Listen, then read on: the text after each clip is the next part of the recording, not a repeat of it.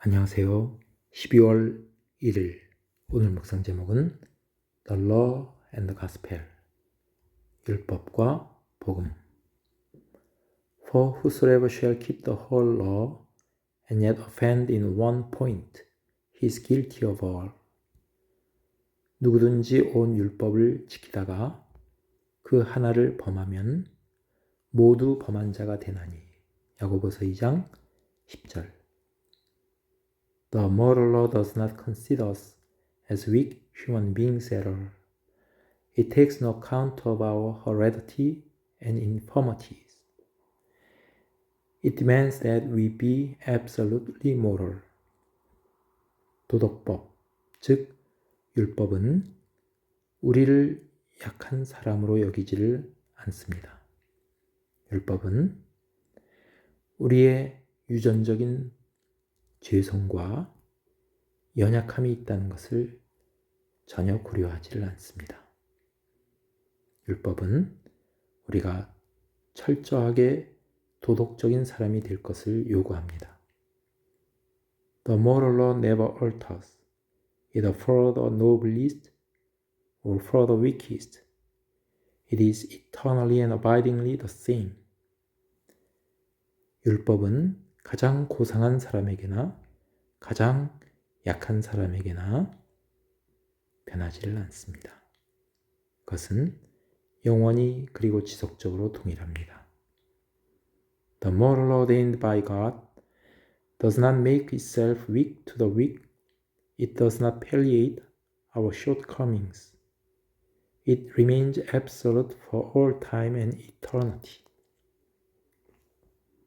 하나님에 의해서 정해진 율법은 약한 사람에게 스스로 약해지지 않고 우리의 약점에 대해서 전혀 변명해 주지도 않습니다. 그것은 항상 그리고 영원히 완벽합니다. If we do not realize this, it is because we are less than alive. 우리가 이것을 깨닫지 못하면 그것은 우리가 전혀 살아있지 않기 때문입니다. 우리가 율법을 알지도 깨닫지도 못한다면 우리는 육신 안에 사는 것이지 영적으로는 결코 살아있는 상태가 아니라는 증거입니다. Immediately we are alive. Life becomes a tragedy.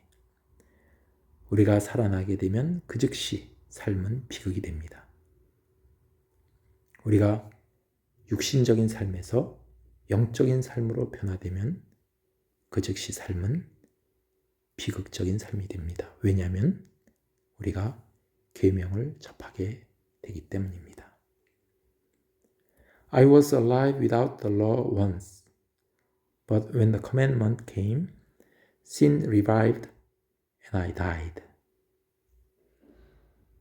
전에 율법을 깨닫지 못했을 때에는 내가 살았더니 계명이 이름에 죄는 살아나고 나는 죽었도다.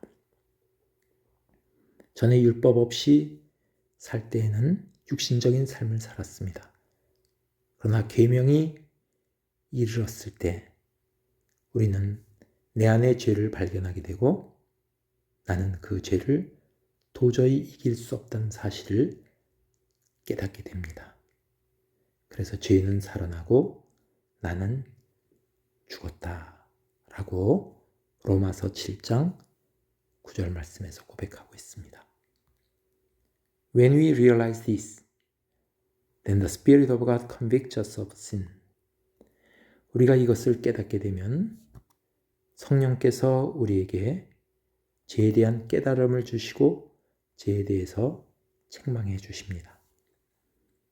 Until a man gets there and sees that there is no hope, the cross of Jesus Christ is a farce to him. 우리가 그 상태에 이르기까지 그리고 우리가 아무 희망이 없다는 것을 알게 될 때까지는 예수 그리스도의 십자가는 그에게는 웃음거리입니다. 우리가 도저히 우리 힘으로는 죄를 이길 수도 없고 절망뿐이라는 것을 깨닫게 돼서야 비로소 예수 그리스도의 십자가가 우리에게 다가온다는 말입니다. Conviction of sin always brings a fearful binding sense of the law. It makes a man hopeless, sold on the sin. 죄에 대한 깨달음, 자각은 항상 율법에 대한 두려운 마음, 그것에 항상 얽매이게 됩니다. 그리고 그것은 우리에게 절망을 갖다 줍니다. 그래서 나는 죄 아래 팔렸도다 라고 로마서 7장 14절에서 고백하고 있습니다. I, a guilty sinner, can never get right with God. It is impossible. 죄인인 나는 하나님과 결코 바른 관계를 가질 수 없습니다. 그것은 불가능합니다. There is only one way in which I can get right with God, and that is by the death of Jesus Christ. 내가 하나님과 바른 관계를 맺을 수 있는 유일한 길이 있는데 그것은 예수 그리스도의 죽음에 의해서입니다. 그것뿐입니다. I must get rid of the lurking idea that I can ever be right with God because of my obedience. Which of us could ever obey God to absolute perfection? 나는 순종함으로 하나님과 바른 관계를 맺을 수 있다 라고 내 안에 숨겨진 생각이 있다면 그것을 반드시 제거해야만 합니다. 왜냐하면 우리 중에 누가 하나님께 완벽하게 하나님께 순종할 수 있는 사람이 누가 있겠습니까? We only realize the power of the mother law, moral law, when it comes with an if. 여기서 it은 the moral law, 율법을 말하고 있습니다. 율법이 만약이라는 조건을 가지고 다가올 때 그 율법의 힘을 우리는 깨닫기만 할 뿐입니다. God never coerces us. 하나님은 결코 우리를 강요하시는 분이 아닙니다. In one mood, I wish He would make us do the thing. And in another mood, we wish He would leave us alone. 어떨 때는 하나님께서 우리에게 그 일을 하게 하실 수 있도록 하기를 우리가 바랄 때도 있지만은 또 어떤 때는 그냥 우리를 내버려 두도록 하나님께서 우리를 그대로 내버려 두도록 그렇게 원할 때도 있습니다. 하나님은 우리를 강요하시는 분이 아닙니다. Whenever God's will is in the ascendant, all compulsion is gone. 하나님의 뜻이 내 안에서 일어나게 될 때 모든 그러한 강요 또한 강제적으로 우리를 끌어가는 힘은 사라집니다.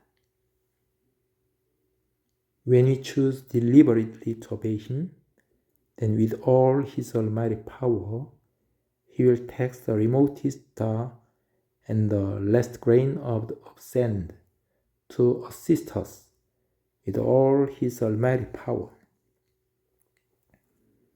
우리가 하나님께 순종하려는 그 마음이 우러나와서 선택하게 될 때 하나님은 전능하신 힘으로 하나님은 가장 멀리 있는 별까지라도 또 모래의 마지막 하늘까지라도 아낌없이 우리를 돕기 위해서 그의 전능하신 힘으로 그런 것을 우리에게 제공해 주실 것입니다. 오늘은 율법과 복음에 대해서 묵상했습니다. 율법은 우리에게 절망감을 주지만은 복음은 우리의 절망했던 우리의 마음을 다시금 회복시켜 주시고 오직 예수 그리스도의 십자가를 통해서 우리에게 그 은혜를 깨닫고 그 은혜에 자발적으로 우리의 우러나오는 마음으로 하나님 앞에 나아갈 때 하나님께서는 모든 것을 동원해서 우리를 도와주실 것이다 라는 복음을 묵상했습니다. 감사합니다.